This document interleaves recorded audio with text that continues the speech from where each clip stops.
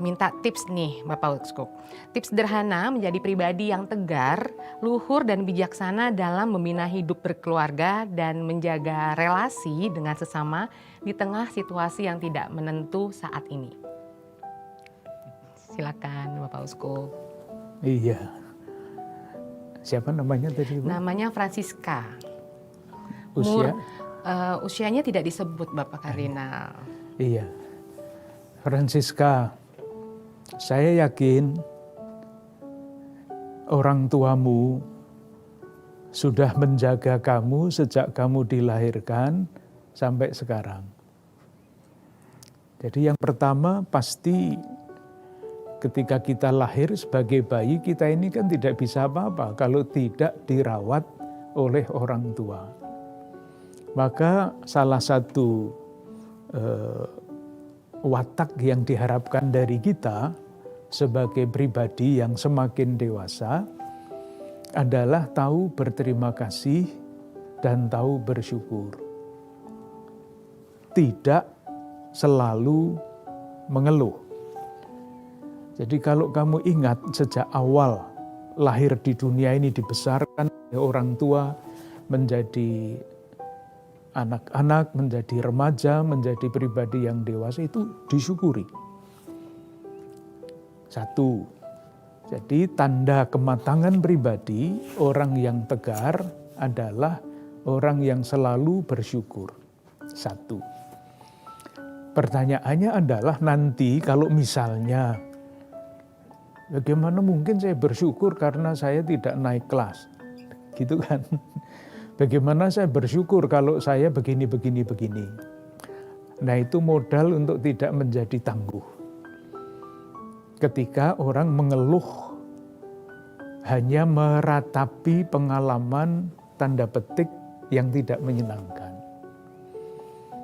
Maka ciri yang kedua dari seorang pribadi yang tangguh adalah mencoba melihat yang baik di balik pengalaman apapun.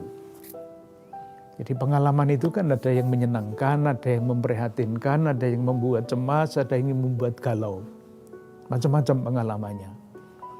Tapi tanda satu pribadi yang dewasa adalah selalu mencari jalan untuk melihat di belakang kecemasan, di belakang kegalauan, di belakang ketakutan itu, bertanya loh ya, melihat sisi yang baik dari pengalaman itu. Saya ambilkan contoh. Kalau seorang anak tidak pernah jatuh, terantuk batu, berdarah, dia tidak akan menjadi orang yang berani. Kalau seorang anak tidak pernah merasakan kehujanan, misalnya loh ya, atau terus dijaga supaya tidak pernah kehujanan, nanti kehujanan sekali, dia pusing bukan main. Tetapi kalau sudah biasa kehujanan, hujan apapun tidak akan membuat dia masuk angin. Misalnya itu. Sama, ada kan anak-anak yang dilarang oleh orang tuanya untuk bekerja keras, kasar maksud saya. Nanti ada bahaya bagi anak-anak seperti itu untuk tidak berjuang. Karena semuanya sudah dilayani sejak kecil, dari bangun tidur sampai tidur lagi semuanya dilayani. Maka tidak jarang keluarga-keluarga sungguh memberi kesempatan kepada anak-anaknya untuk bekerja kasar. Karena itu menjadi latihan untuk menjadi pribadi yang tangguh. Dan tentu akhirnya ketangguhan itu kunci akhirnya adalah keyakinan iman. Karena apa? Karena keyakinan iman, kalau saya boleh mengutip salah satu ayat di dalam kitab suci ya, untuk meneguhkan bahwa pengalaman apapun itu bermakna. Mungkin tidak berguna, tetapi bermakna.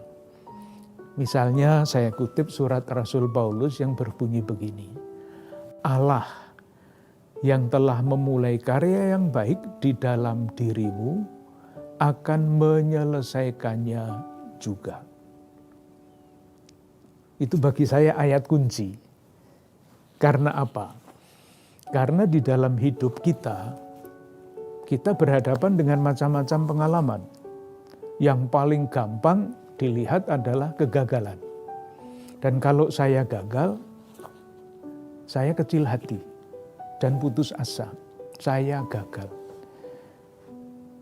Dan ketika kita tidak punya iman, gagal ya sudah, yang entah nanti keputusannya orang yang gagal itu seperti apa. Tetapi kalau saya yakin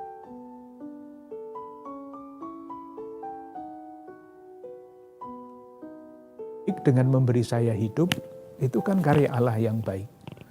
Akan menyempurnakannya juga. Itu keyakinan iman seperti ini akan membebaskan saya dari rasa putus asa. Kesulitan apapun, pasti ada jawabannya, ada jalan keluarnya. Kalau tidak dicari sendiri, pasti ada yang bisa membantu. Yakinlah akan itu. Dan iman yang sama itu akan membebaskan diri saya dari rasa sombong. Kalau saya berhasil, jangan menepuk dada. Allah yang telah memulai karya yang baik di dalam diri kita, Dia yang menyelesaikannya. Jadi kalau kita berhasil segala macam itu, Tuhan yang sedang menyempurnakan pekerjaan baik dalam diri kita. Panjang, bisa luas. Kalau itu karya Tuhan, dan karya Tuhan itu selalu anugerah, maka hakikat nilai, makna, arti yang paling dasar dari anugerah itu dibagikan. Jadi ketika kita mempunyai iman, kita siap membagikan hidup kita dalam bentuk apapun. Moga-moga dapat menanggapi, tidak menjawab loh ya. Kalau mau jawaban kita ketemu nanti kapan, kita omong berbicara dari siang sampai sore juga mau saya. Terima kasih.